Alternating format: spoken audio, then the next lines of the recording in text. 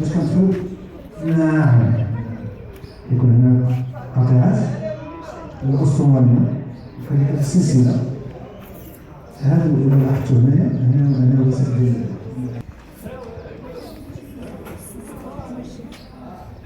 هذاك الخرطوم هذا خاص. اذا لاحظتو ماشي بحال محاكاة لعملية التي استقرت فوق الضحية بعد انقلابها كاملة. إذا بعد طلب النظام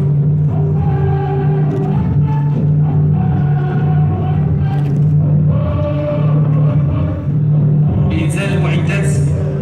للتدخل الفوري.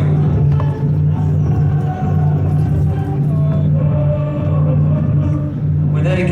بالاستعانة بالوسادة الهوائية، وهي عبارة عن وسادات مطاطية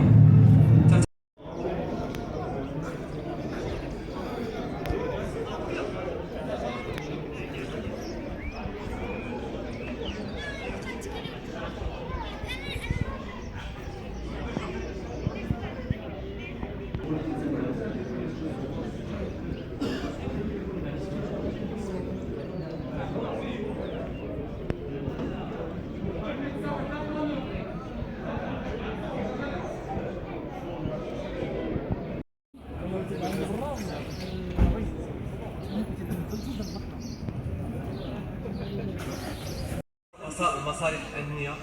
السيد رئيس المجلس الإقليمي، السيد رئيس المجلس البلدي، السادة رؤساء المصالح الخارجية، السادة رؤساء الجماعات، أيها الحضور الكريم، تتشرف هيئة الوقاية المدنية بكافة أطرها ضباطا وضباط الصف وأعوان إغاثة بمشاركتكم لها إحياء هذه الذكرى المخلدة لهذا اليوم، والذي يتزامن مع فاتح مارس من كل سنة، اليوم العالمي للوقاية المدنية، والذي نذكر من خلاله بالدور المميز والفعال على اعتبار المسؤوليات الجسام الملقاة على عاتق أفراد هذه الهيئة من أجل المحافظة على أرواح المواطنين وممتلكاتهم، وكذلك حماية البيئة تحت شعارنا الوطني الخالد: الله، الوطن، الملك. إن المنظمة العالمية للوقاية المدنية اختارت لهذه السنة موضوع الوقاية المدنية والتكنولوجيا الحديثة للمعلومة.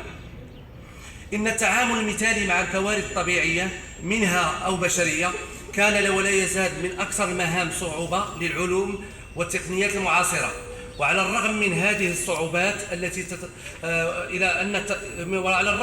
الصعوبات إلا أن التقدم الملحوظ في تحوير وتكوين وتطوير كيفية التعامل مع إشكاليات الكوارث سعيا للوصول إلى منهج متكامل لا يمكن تجاهله مع وجود توازن مثالي بين العلوم والتقنيات وتطبيقها،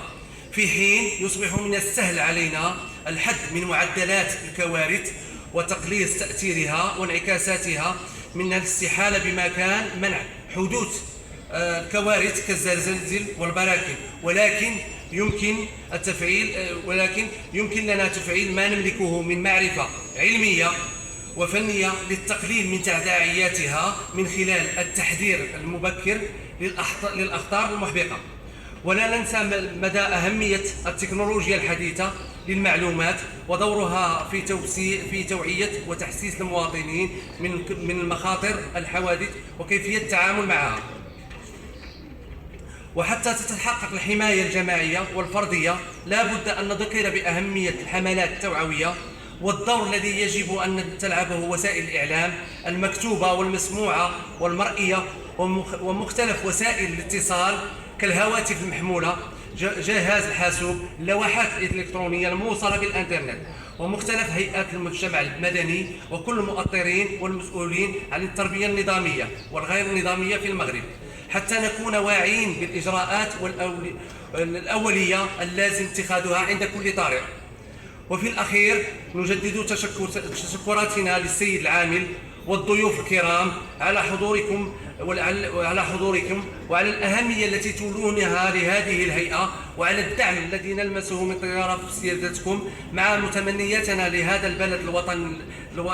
الوطن العزيز بأن ينعم بالأمن والطمأنينة في ظل القيادة الرشيدة لصاحب الجلالة محمد السادس نصره الله، سائلين لجلالته دوام السعادة والهناء، وأن يقر عينيه بولي العهد المحبوب صاحب السمو الملكي الأمير مولاي الحسن وكافة أفراد الأسرة الملكية الشريفة. والآن نتشرف بدعوتكم لتتبع بعض المناورات التي سيقوم بها رجال الوقاية المدنية.